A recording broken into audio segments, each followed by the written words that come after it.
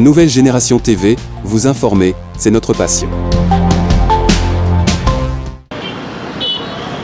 Salutations à toutes et à tous, Bande Bonabiso, Balangi, à Nouvelle Génération TV, donc chaîne la Bino Bolingakato, chaîne Oyo, donc Banama, Bakongomani, surtout, chaîne la Biso, Tozoaka, Otopeni, information sur information.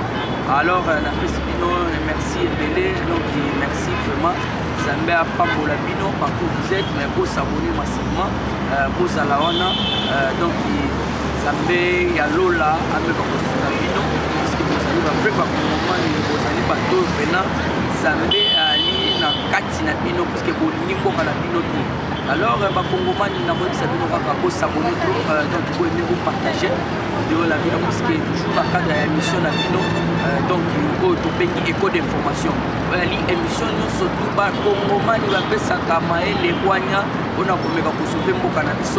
Alors les gens ont qu'un démon musicate tous en moins 3 points 4 points écho d'info autosui auto mega kubeta na Bakongomani. Alors na minute na ko Sabino que Félix Antoine Tshisekedi Tshilombo na minute na ko Sabino Ali libanda ya mboka.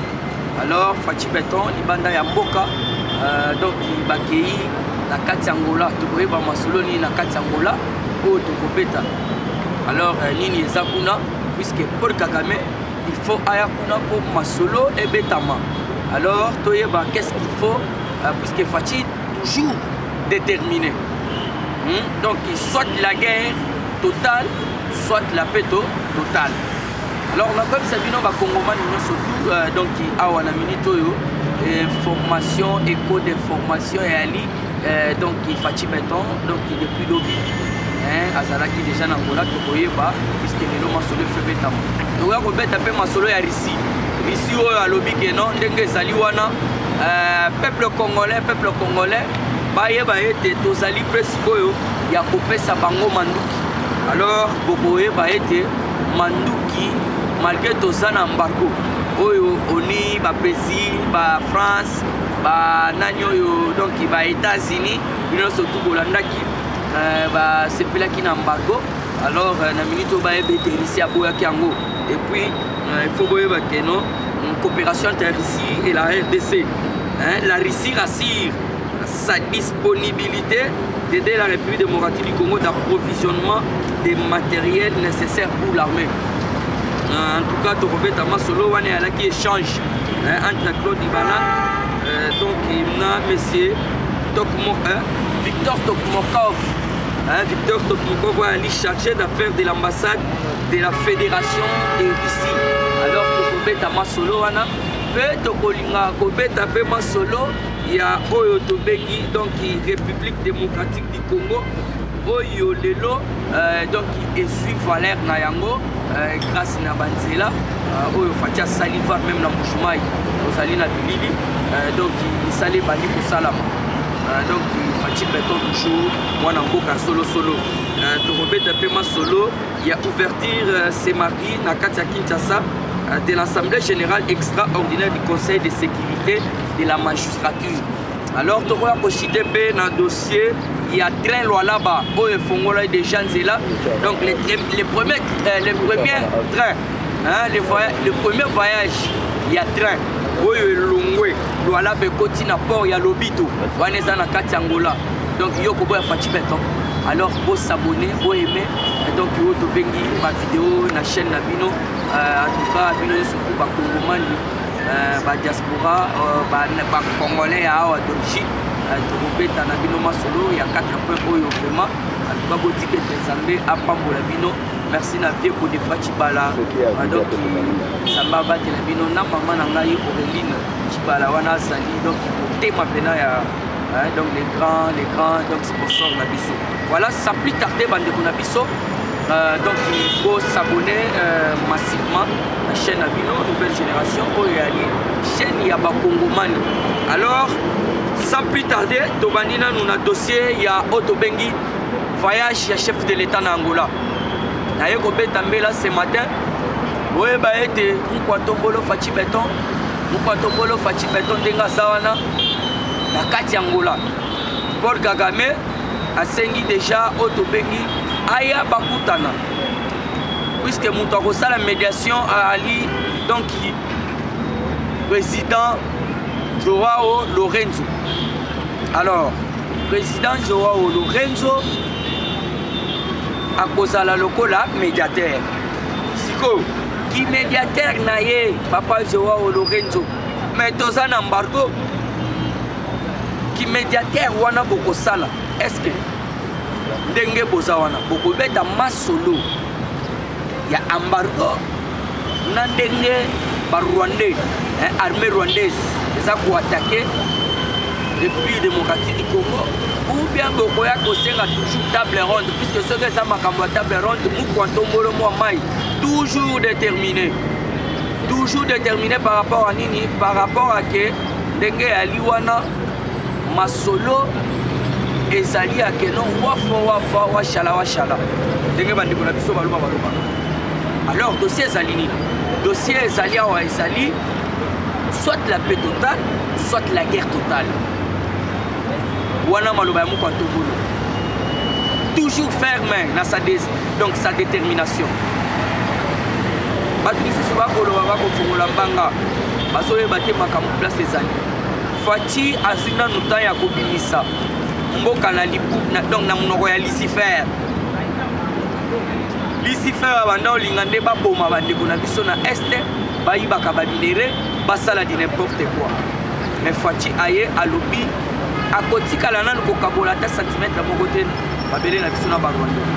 Alors boko comprendre ete mwana ma est toujours déterminé, jamais akoki kotikela bandongolo misu, puisque bato bakotisa biso na likolo oyo yali Hippolyte Kanambe Kazembere et yali oyo tobengi papa Mzee Laurent Désiré Kabila. Il allait comprendre la vision de papa Etienne Tshisekedi de Mulumba de reste mémoire, là donc on ne pouvait pas y arriver, puisque papa Etienne Tshisekedi de Mulumba ebisaka Laurent Désiré Kabila basi baede yo na ndenge ya kokota kokimisa bomo.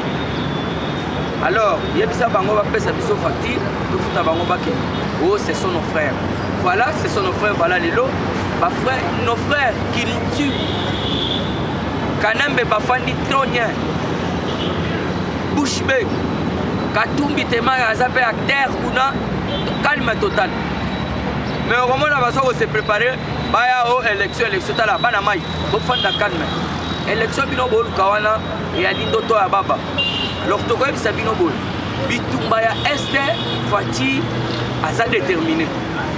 Kagame ayebi kene mboko yo ezali mboka ba fatite. Abandaki koiba, abandaki koboma. Comment pouvez-vous normal? Baboma biso pona minéré na biso moko. Minéré na biso moko toku fela yango. Faci abeti batana to lobi non. Non, eloko wana ekotika la kosala mati. Alors vous devez comprendre que non, masolo et ali calme. Lelo masolo kosala wana na table. Donc on mega koyela bino échange na détermination à Faci, puisqu'il n'a dit que non, il n'a jamais joué dans ces combats. Alors boye ba ete mukwantombolo moi ma les gars esprit toujours na idée ya sauver Congo na babitumba yango moni atiki bana atiki Congo akepo ayeba qu'est-ce qu'il faut soki makambo ya table ronde Faci pas question. Alors merci beaucoup na ba Congomani bandeko na biso balandi dossier siko tokoti na dossier ya embargo ndenge sana boye baete bakosa biso kana embargo biso tokobonde ba rebelle to récupérer ba armes puisqu'ils ont une armement lourd et sophistiqué. Donc tozalaka FARDC côté terrain et petit kankou ba petit donc bombe moko kaka bango nyoso to basu palpite tokolokota bango lokola bambinzo tokotoa ba arme wana na pete oyo bino bolobi ke biso tosomba te tokozwa ngo na pete nyonso na pete tokozwa ngo na pete tozoboma nde ba M23 oyo les soi-disant M23, mais ce ne sont pas les M23 puisque M23 essaie de faire nango depuis kala. Alors bande kona biso nazo kolinga ko yebisa bino ke Faci za mobali toujours mobali. Merci na Russie nabisa bino ke tokobeta masolo ya coopération RDC ici. Alors donc il bosse à la toujours au Zague. pour s'abonner toujours massivement à la chaîne Nabino, puisque c'est information sur information. Alors, dossier Zalimim, coopération Russie-RDC. La Russie rassure sa diplomatie, sa responsabilité d'aider la RDC dans l'approvisionnement des matières nécessaires pour l'armée. Pour la Imboka, Tondimbola na Ingala. Donc, qui bobo relation entre biso na Russie. Bango moko Russie, basepeli, puisque c'était au cours, il y avait un échange,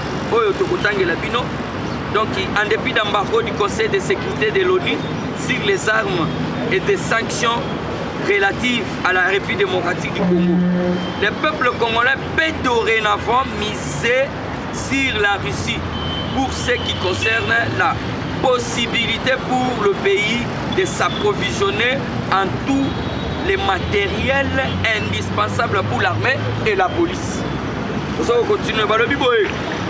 C'est ce qu'a rassuré Victor Tokmakov. Excusez, Victor Tokmakov.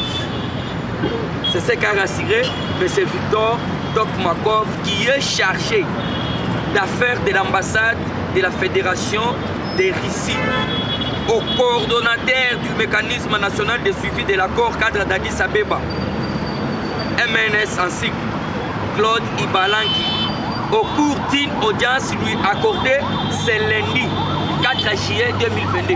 On est là qui donc lundi des échanges salami. Alors ici Andimi à lobby, on peut compter maintenant. En effet, des responsabilités ont tablé notamment sur la situation qui prévaut dans l'est de la RDC, marquée par l'agression de l'armée rwandaise sous couvert du M23 et sur des perspectives de la coopération entre les deux pays à tous les niveaux. Je sais très bien que non, côté point bas. Alors, Panama, il y a un Sabino, Bakongomani, Papa, Bayaya, Bakuru. Russie, relation qui tombe. Russie, relation qui tombe. États-Unis, il y a lobby que non, tout ça, la sanction. Les partenaires privilégiés, il y a la prospérité. Comment partenaire privilégié appelle au moment où tout ça c'est la diplomatie, c'est quelle diplomatie? Au moment où nos frères sont en train d'être tués, massacrés, et Fatih dit niet, pas question de massacrer ma population.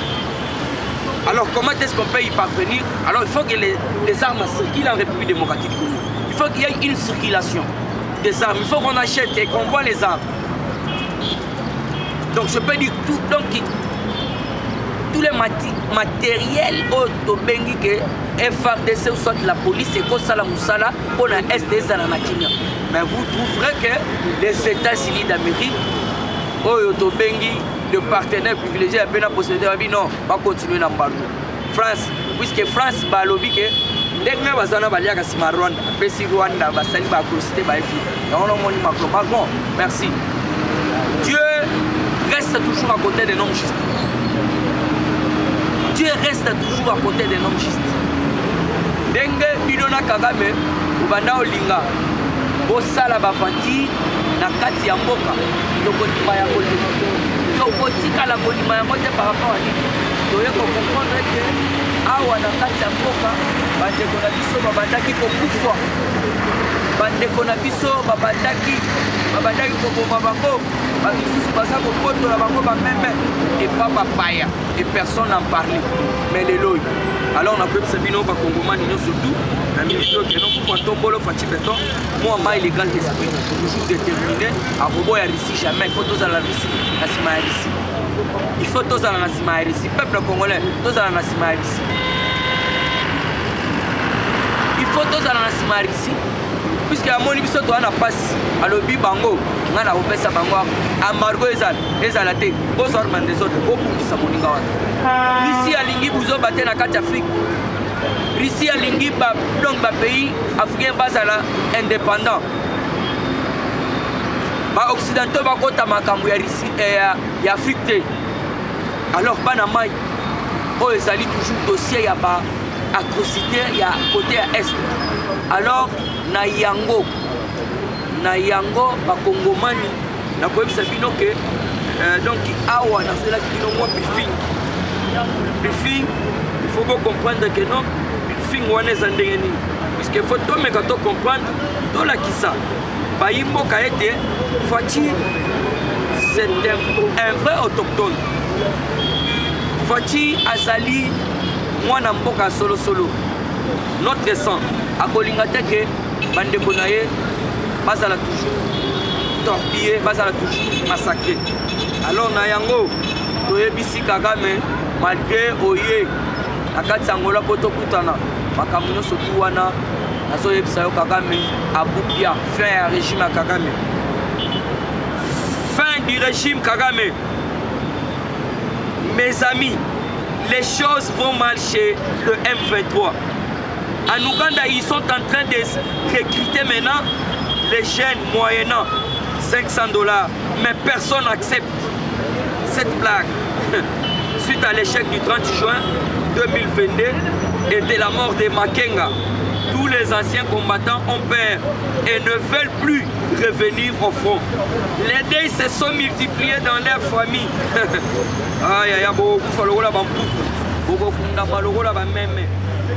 Les deuils se sont multipliés dans les familles et le nombre de veuves s'accroît.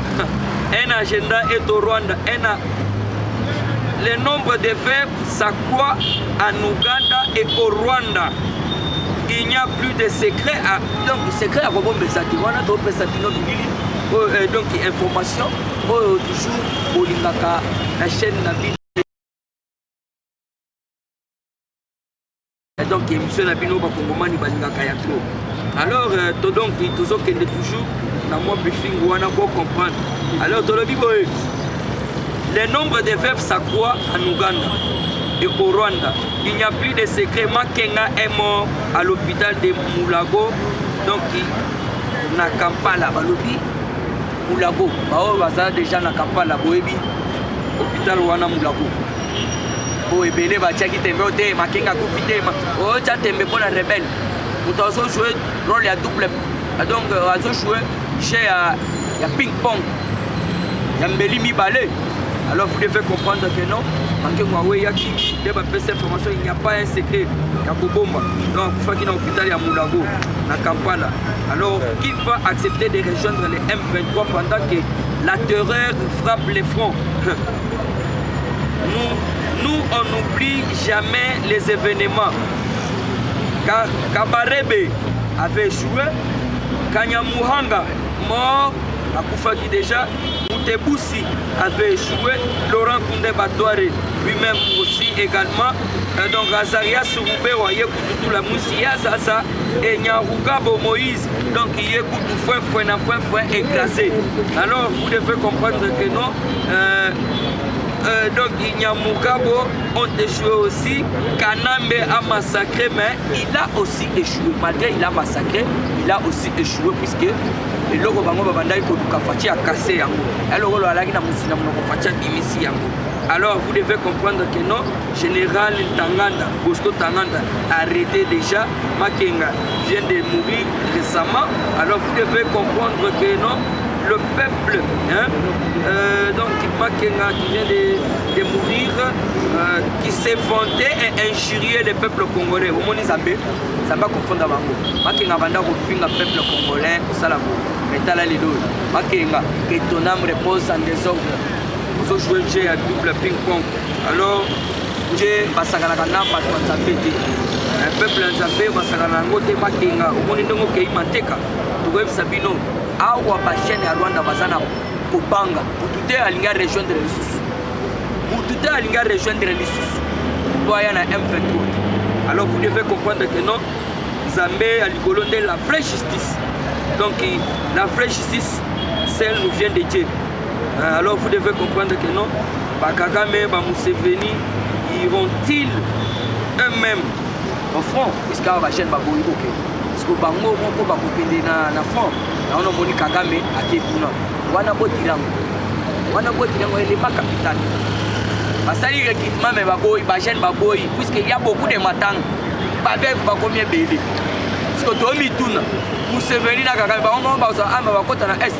Donc une question donc on va développer yango bandeko na ngai alors pona ke koshite ka ndenge to bandaki ko solola bandeko na ngai to kobeta pe masolo ya ouverture ezalaki lobby na kati ya Kinshasa assemblée générale extraordinaire du conseil supérieur de magistrature Mukantombolo toujours na kati ya oto bengi toiture alignement papa béton longolele biso bambororo nyonso tu bana na ba-institution alors bapekete banani nyonso tu wana bato nyonso tu wana soki tokotike bana na badossier ya moko oyo fo bakende puisque awa nde toza boye toza atake mpa barwande yango nomoni meme eta esili bafani po ndenge eza wana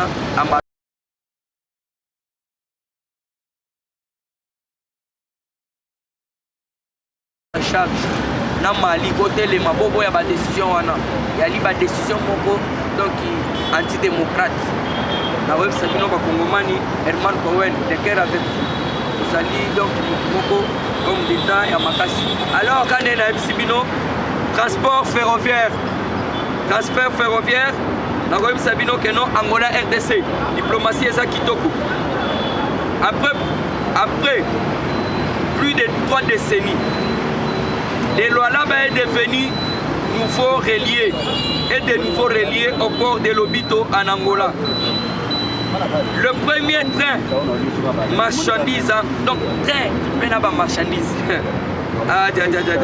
est parti du Lualaba le mercredi 29 juin 2022, transportant 50 conteneurs, est arrivé à la gare de Ouaou, dans la province du Mexico, Est Angola, sous les acclamations des Kyrie. Donc, destination finale, ils allaient dans l'Obito. Donc, très long, et qui dans l'Obito. Merci à Maman Fifi Masuka. Donc, vous savez les salama. Vous savez les salama, tout le monde train.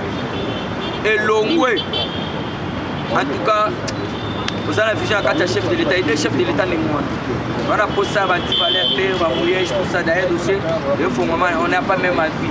Vous avez tenté à comprendre, à Salaki, c'est un voleur, point bas. Après, au bino, vous pouvez aller au dessin, normalement, ça y est, ce sont les anti-valeurs. Nous, on est là pour combattre les anti-valeurs. Nous sommes là pour encourager. Bateau va s'accompagner là, va s'accompagner du chef de l'État. Tout le monde est très long, ils sont des rapport à l'Obito. Et ça va misala, il y a chef de l'État, oh Fifi Masuka Sali qu'on respecte. Merci la bataille surtout par tout autour. La maman Fifi pour la c'est Guanya, Roy Karumba, assez belé, ma professeur Wana, Zamba Batelabino toujours Maël, de Benyamer, en tout cas, puisque maman n'a pas vu Sabino. Bato balingaka mutu amalamu te bato balingaka ka moyibi alors tokoyebisa bango ce n'est pas le moment ya bamiyibi cette fois-ci ezali mpona bana mboka plus de 3 décennies très elongwe Lualaba ti Lobito toloba te alors peuple congolais na oyebisa bino wana eyalaki président chinois molobeli na bino donc toujours au four et moulin lelo na cadre toujours ya école de formation oyo tozalaki nango likolo ya lelo yango wana me botikete nkolo nzambe abatela bino vraiment donc il faut s'abonner, aimer, partager vidéo na chaîne na bino Nouvelle Génération TV oyo ali chaîne na bino nyonso po bakongomani donc Nouvelle Génération nde makambo awa napesi mpe kodefra merci ebele ndenge olobi déjà badesante kobanda mpona ONG oyo déjà ezali plateforme ya makasi po ebanda kosala baction mokonto biso toza na posa te tokende faci boye boye biso toza wana mpona kobrandi tu misala ya mokonto mbolo partout oyo ezala wapi kokosentir ke non misala ya mokonto mbolo ezali merci na donc vie nanga donc kodefra cibala Zamba Batela bino déjà Mamadou Polo de l'écran coach Paulin Wangongo Walter Chimanga maman Thérèse Bosé Belé ba grand-mère ba maman surtout ba maman à Londres maman Yvette ba maman nanga pe ya Otto Bengi ya Château Rouge en tout cas Bosé Belé botige tempolo Batela bino pour s'abonner pour aimer pour partager puisque o ezali chaîne na bino information sur information merci pe na Manadia donc Niki son wa Alina Simabilili que ete ngolo abatela yo. À la prochaine, ciao.